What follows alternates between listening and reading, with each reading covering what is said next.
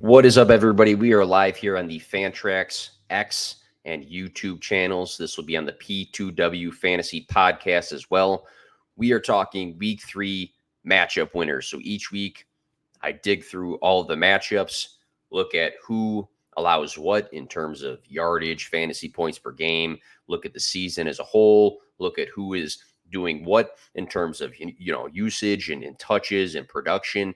And then I come out with the players that I think will take off this week for fantasy football, for DFS purposes as well. I think through 2 weeks, I'm pretty hot right now. Obviously, you're going to miss every week, but I feel pretty good about the hits that I've had the first 2 weeks. And it all comes from this matchups article that comes in a video form as well. So we're going to talk about each game, who I highlight from those games to take off for your fantasy football lineups and DFS plays. It's going to be a good show.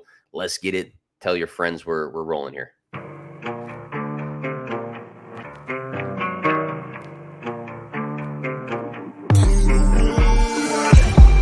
Play to win, no fear to give. I feel but I can't forgive. I go all in this time, yeah, I won't regret. I'll pick the best on trip, they don't understand. I play to win, yeah, I play to win, I play to win. Yeah, I play to win, I play to win. Oh, play to win, I play to win.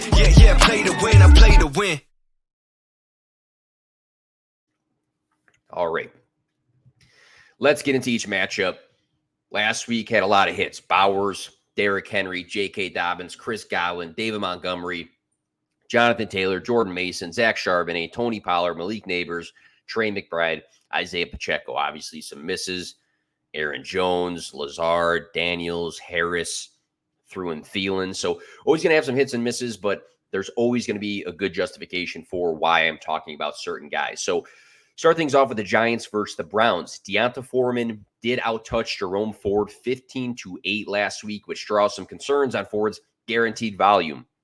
Ford was extremely efficient on the ground, though, in week 2, averaging 9.14 yards per rushing attempt for his 64.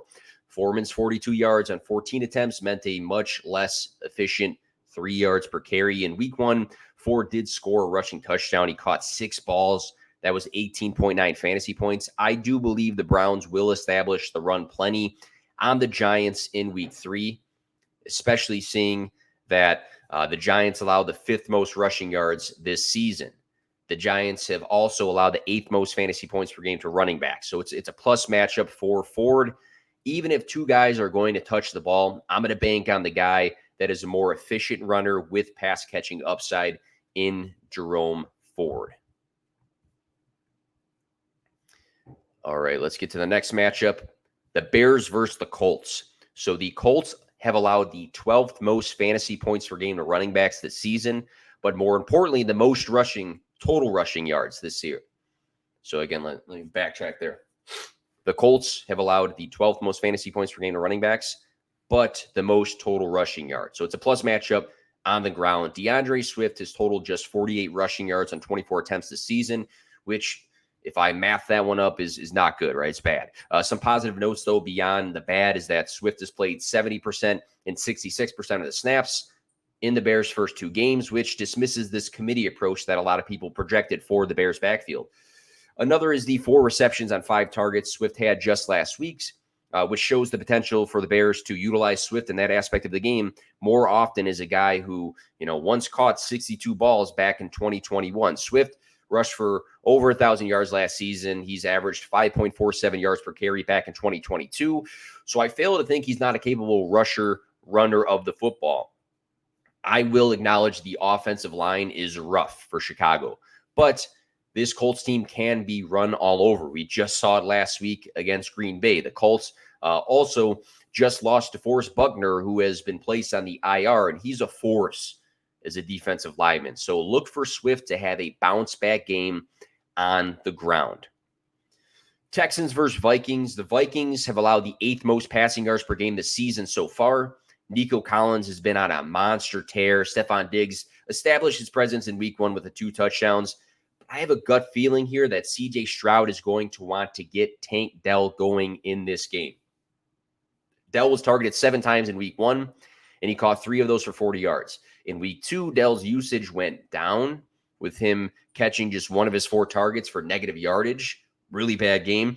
One positive note, though, is that Houston has been creative with Dell by having him run the ball, which he did twice for 19 yards in week 1 and then 3 times for 16 yards in week 2.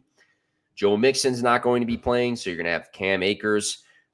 That could impact how they operate in this offense. And I also think it could be more of Tank Dell running the ball. We joke around about, the next Debo, and you got guys who are not built like him, but like guys like Tank Dell and Jaden Reed who do have that in the bag. And I think that could be more utilized in week 3. And let's not forget about the rookie season between CJ Stroud and Tank Dell. Dell finished weeks with 145, 114, and 149 receiving yards. I mean, he's had that sort of upside as a rookie just last season. So I'm still comfortable flexing Dell this week. And I know there's going to be a point where Stroud's going to want to get his sophomore going there.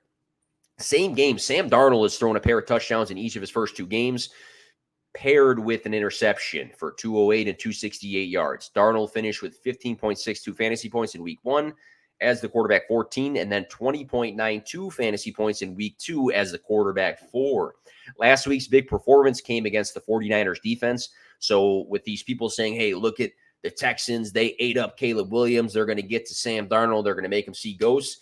I don't know, man, because the 49ers, in my book, should be a fairly decent defense, and Sam Darnold went out there and balled. So the Texans also have allowed the 8th most fantasy points per game to quarterbacks this season. I think he's a streamer. I think, Sam Darnold, if you're looking for a quarterback this week, I think he's a decent option, actually. Eagles versus the Saints. With A.J. Brown set to miss a couple of weeks, it is vital to have Devonta Smith in your lineups right now. There is an argument that Devonta should always be a starter in your weekly lineups, but even more important is that, he's extremely important to Jalen Hurts, right? He's obviously a riser without A.J. Brown there. This was evident in week 2 with Devonta Smith earning 10 targets. He caught 7 for 76 yards and a touchdown. That was a good day. He's been targeted 18 times through 2 weeks, and he scored 15.4 and then 20.6 fantasy points. CeeDee Lamb finished with 90 receiving yards and a touchdown, and Jalen Tolbert caught 6 passes for 82 yards last week against the Cowboys. Last week in the Cowboys' big blowout loss against the Saints. So we saw 2 guys have decent yardage in that game, even though, obviously they got blown out by the Saints. And I think that Devonta Smith can have another good one in this matchup this week. The Eagles allow the 2nd most fantasy points per game to wide receivers and the 5th most passing yards so far this season. I think this is a great week for Chris Olave to have his first big day. Derek Carr is off to a great start this year with 443 yards, 5 passing touchdowns, a rushing touchdown, and 1 interception thrown. 47-10 and 44-19 wins for the Saints have created poor game scripts for Chris Olave so far, with just 8 total targets in 2 games. Olave did finish with an encouraging 81 yards on 4 catches, so that's 20.25 yards per catch in week 2. And I think we can see the same in week 3, but with more volume. Olave was targeted 138 times last season, and in tougher matchups, I would bet that he's going to see double-digit targets. And I think this could be the first time that he does this season against a good Eagles offense. So the Eagles offense will push Carr to keep up with them, and their defense will also allow Olave to have his first big game. So let's talk about the Chargers and the Steelers really quick. The Chargers defeated the Raiders 22-10 in week 1. Then the Panthers 26-3 in week 2. The Steelers defeated the Falcons 18-10 in week 1, and then the Broncos 13-6 in week 2. All I am taking away from these 2 teams is that neither one has truly been tested, right? Their opponents were weak opponents. So let's highlight 2 guys that I think will be utilized more, because one thing I will say about both of these offenses is they haven't had to throw the ball a lot. But I think in week 3, they are going to have to. So the first guy, I know Quentin Johnston just had his 2 touchdown game, but let's talk about the rookie Ladd McConkey. He opened up week 1 with 2 good flashes. Number 1, 7 targets. And number 2, a receiving touchdown. McConkey played a healthy 67% of the snaps in that game. In week 2, second-round rookie disappeared, playing 49% of the snaps and catching just 2 of his 4 targets for 26 yards. But what didn't help, obviously, is that passing volume. Herbert only attempted 26 and 20 passes due to them not really having to throw much. I do think that the Steelers matchup will be the first time that, the Chargers will be tested in some sort of capacity, which could mean more volume from Justin Herbert, who I believe is set to play in this game. McConkey's upside in the receiving yard department is probably questionable, but I do think he could be a reliable target if there is more passing volume, and I think that can translate into flex-worthy play. George Pickens opened up the season by catching 6 of 7 targets for 85 yards, and he scored 13.5 fantasy points. Last week, he caught just 2 passes for 29 yards, but he had 2 really big plays from Justin Fields that were taken back by penalties. And Justin Fields only completed 13 passes in that game. So it's another case of they've been winning games without having to throw the ball. It's very evident that Pickens is the most dangerous piece in the Steelers offense through the air, as a guy that's coming off of a 1,140-yard season. And I think more teams, contesting the Steelers is going to mean more volume and more big plays out of George Pickens. So I think week 3 presents the first opportunity this season that we're going to see more passing volume because of 2 teams that probably are going to go back and forth a bit here. And I think the Chargers, if you look at them last year, because, again, they haven't really been contested. Last year, they were very, very friendly to wide receivers for fantasy football. Broncos versus the Buccaneers. After losing plenty of work to Jaleel McLaughlin in week 1, Javonte Williams saw an increase in his snap percentage and usage in week 2. Williams rushed for an extremely inefficient 17 yards on 11 rushes, but he did catch all 5 targets for 48 yards. So rushing inefficiency, obviously that's a red flag, but 16 touches and double-digit fantasy points, that's positive flags. The Buccaneers allow the 5th most fantasy points per game to running backs this season, so if Williams can maintain his lead back role with that involvement in the passing game, I think he could score again double-digit fantasy points in week 3. Deep sleeper, Rashad White's been banged up. We got to, I haven't checked on that this morning at all. And I guess you have to monitor that status with the groin. But Bucky Irving, if this is a game the Buccaneers can take control of, deep leagues, maybe Bucky gets more of a run because of 2 things, right? One, Rashad White dealing with that groin injury, and if they don't have to push him to rush the ball as much as, maybe they want to rush the ball in general in the game, then maybe they get, some work to Bucky Irving. Also, the Buccaneers have been good, right? I mean, they've done well in the air. If they can handle the Broncos handedly, could be some garbage time for Bucky Irving. So deeper leagues, take a look at Bucky Irving. Let's talk about the Packers versus the Titans. There's been question marks this week. Is it going to be Jordan Love? Is he going to be back? If not, is it going to be Malik Willis, the revenge tour against the Titans? What I'm confident in saying is that Josh Jacobs, good play, right? Jacobs has been limited this week early on because of a back issue, which makes sense because he carried the ball 32 times in week 2. So he was like putting the team on his back in that game at times. But Jacobs finished with 151 rushing yards on the ground last week, which gives us a flashback to 2022, because back in 2022, he led the NFL in rushing, right? Jacobs started the season with 84 rushing yards before his big rushing day last week. So he's thriving in his new home. 5.25 and 4.72 yards per carry through 2 weeks shows solid efficiency. The Titans have allowed the 9th most fantasy points per game to running backs this season. So I think a healthy Josh Jacobs should see 18 plus touches and be a good piece in your lineups. Other side of the ball, Tony Pollard has had a solid start to the season himself in his new Tennessee Titans uniform as the clear running back 1 for the Titans. Pollard finished week 1 with 19 touches, and then week 2 with 22 touches, resulting in 18.4 and 15.2 fantasy point weeks. 82 rushing yards and a rushing touchdown in week 1, and 5 receptions for 40 yards in week 2 highlights some upside both on the ground and in the air. So he's going to now face the Green Bay Packers, who allow the 7th most fantasy points per game to running backs and the 11th most rushing yards so far this season. I think he continues to be a good running back to play. The Panthers versus the Raiders. So the Panthers shocked many by announcing this week the pivot from the number 1 pick in 2023, Bryce Young, to veteran Andy Dalton. We can talk all day about opinions on that. Was it the right move, the wrong move? Doesn't matter. Let's look at the matchup. The Raiders allowed the 10th most fantasy points per game to running backs and the 4th most rushing yards this season. The Panthers are desperate for a win, so establishing the run and managing the game on the ground against the Raiders makes sense. Chuba Hubbard is coming off of a week where he rushed for a very efficient 6.4 yards per carry, 10 rushes for 64 yards. He also caught 4 of his 5 targets for minimal yards, but the PPR upside is obviously there when you're catching passes as a running back. So I don't think he necessarily wins you your week, but I do think he's a good play because of the matchup, because of the intention to just grind out a win. And, coming off of, an efficient week 2, I like Hubbard in your lineups for week 3.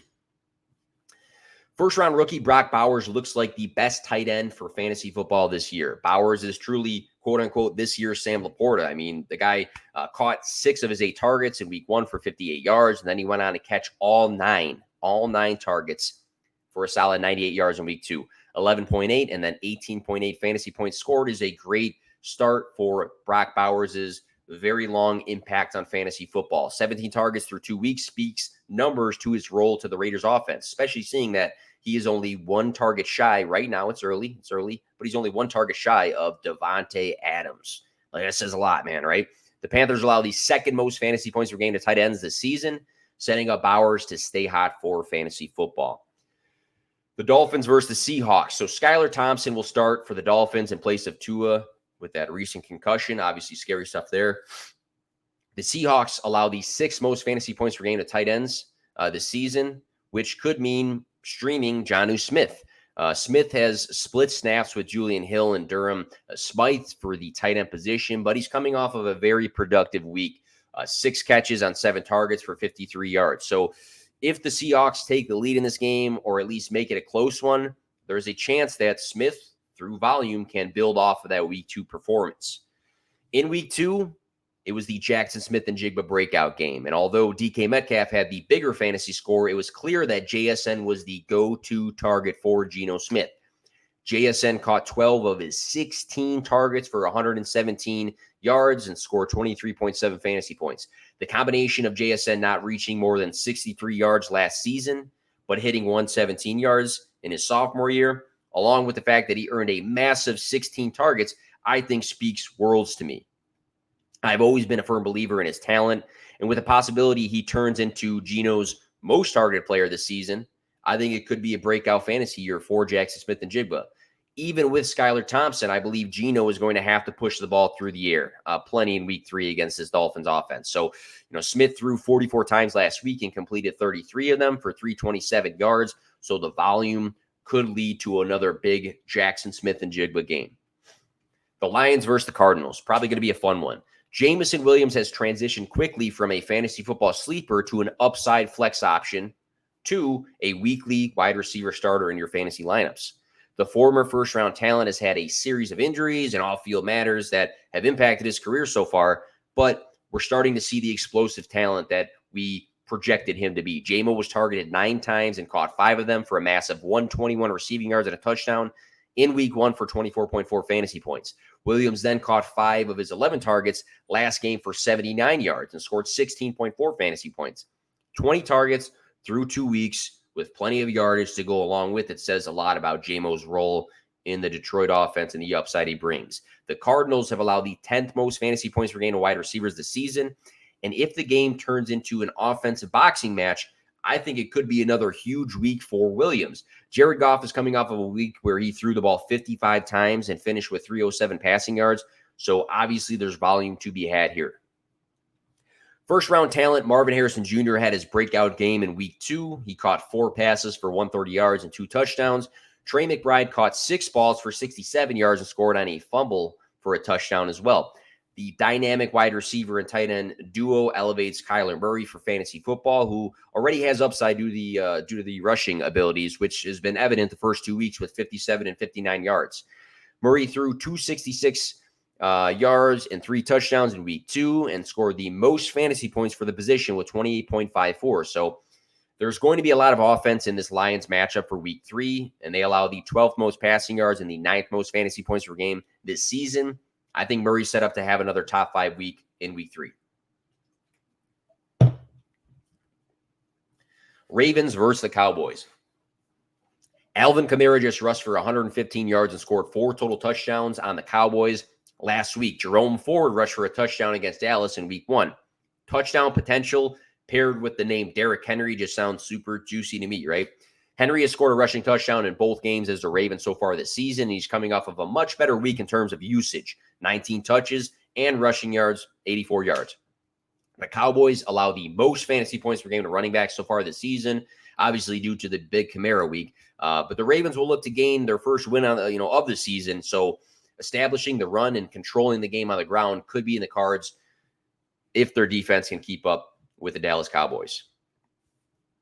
A deep sleeper to keep in mind, Jalen Tolbert, who's coming off of a week where he played 86% of the snaps and caught 6 of his 9 targets for 82 yards. Dallas played from behind in a huge loss to the Saints last week, and Tolbert led the team in targets. CeeDee Lamb is dealing with an ankle injury. He's dealt with one this week that hasn't been serious.